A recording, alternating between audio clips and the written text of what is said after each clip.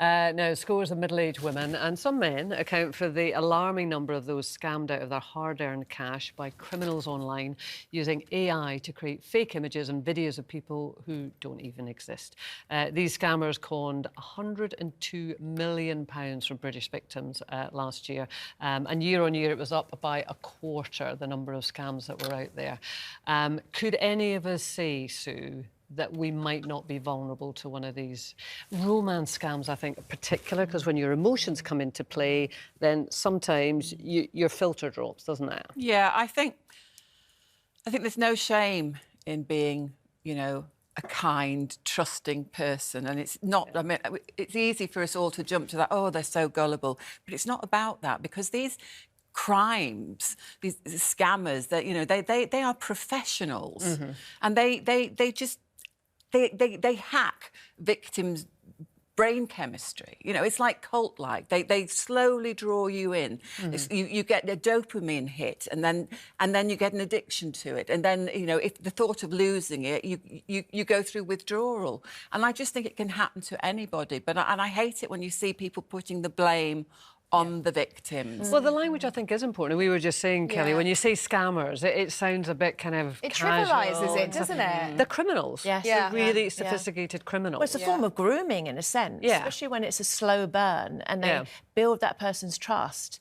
You know, it's a kind of fear-mongering as well when you get kind of these emails that come through, you owe this money and if you don't pay it by this date, and a lot of people be like panicking and, you know, not stopping to think a minute, let me just call the bank or call the, you know, just to check that email address. But then when it comes to love, and someone that you're lonely and you want connection with somebody, and you can easily be fooled. And even if you have a slight idea that something's a bit off, you've got like that cognitive dissonance of like on the one side going like, this feels great, this really feels great, to the other side saying, but he just asked me for some money. And it's like, you don't want to accept it. I think the trouble is you can't keep up with the AI now. No. So what used to just be you talking to a robot online and you just be chatting away and you think, oh, I mean, when I met my husband online, it was 11 years ago. So we met just on Instagram and we started chatting, but we weren't to know if my profile was real or his profile were real. And the first thing you would do is say, well, let's Skype each other. You know, let's have a FaceTime to make sure I am talking to the real person. But were you not suspicious? Well, no, because AI wasn't a huge thing back then. But he's still a bloke,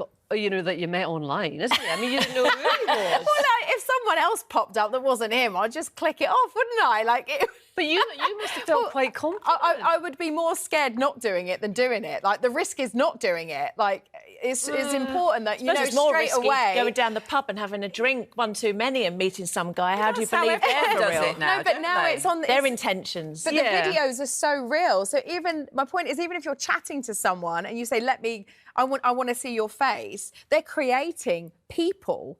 And you will be chatting and FaceTiming or, you know, somebody... So would you be more nervous now? Yeah, so what I'm saying is now, if Jeremy popped up now, I would still be questioning if that is a real person, because it is so accurate and so sophisticated and real that you don't know. And I think the trouble is that people are not really... you know, we can't really keep up and know how much this is moving forward and evolving, because it's going at such a pace. Especially in my generation. It's incredible. I mean, I didn't have computers when I was at school, so you know, trying to keep up with everything. I'll be saying to the boys looking through Instagram or something, oh, look, Don, look at this, isn't that... Mum, that's not real. What do you mean it's not real? You know, look at the edges and look at...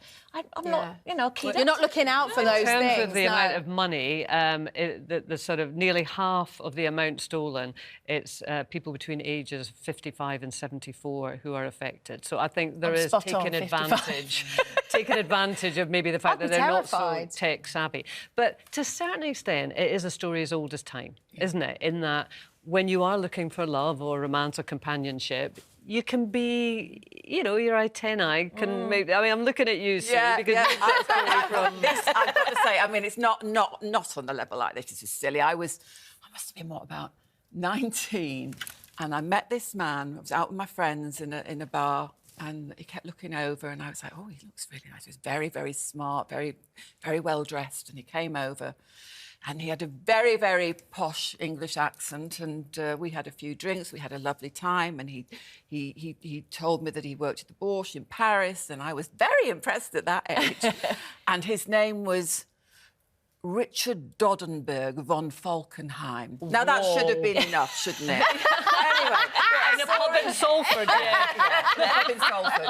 Anyway, I saw him a couple of times, and then when we went out for dinner, and then this one night went, oh, lordy lord, I've not got my wallet with me. He says, I tell you what, let's get in a taxi. Can you cover this? And then we'll go to my old nanny's house and I'll get some money from there. So I pay for it. We do get in a taxi to go to his old nanny's house, which is in this very dodgy area of Manchester. Which I thought, oh, is this a good idea? Not Anyway, old money, then. He went in. I saw a lady with a fag at the door. He came back with some money. Off we went into town. And then a few days later, we had a date. He didn't turn up. And he just sort of ghosted me. And me being... just curiosity killed the cat, I know. Said to my friend, let's drive round to that house. To Nanny's. He's there. Yeah. So we drove round to the Nanny's and knocked on the door. And this woman opened the door. Hiya! She's like something out of Coronation Street. And I said, is Richard here? And she went, who? I said, Richard Doddenberg von Falkenhayn, 6 foot, blonde hair. Oh, you mean our Dick? And turns out, I said, where is he? She says, oh, I don't know, he disappears all the time. I haven't seen him for 3 years. Last I heard, he was in the Foreign Legion. Oh, just So an that's- old-fashioned compulsive con liar. artist. With the passport and everything, and you think, what? Wow. You can never trust our Dick. You're out there, Richard Doddenberg von Falkenhayn. I'm coming for you. But, I mean, that was a great story, but that is an old-fashioned con man. yeah. And I think the distinction with what we've been talking about is these are criminals. These are criminals who are coming for your cash, and they've got all these sophisticated tech tools to do it. So And it's the embarrassment as well for these people that they you know, I feel sorry for them. Everyone wants a fairy tale to work out, don't they? And to feel that actually you've been And it taken can advantage work of. out. I met Jeremy online. You did. So it can And work Jeremy out. met you.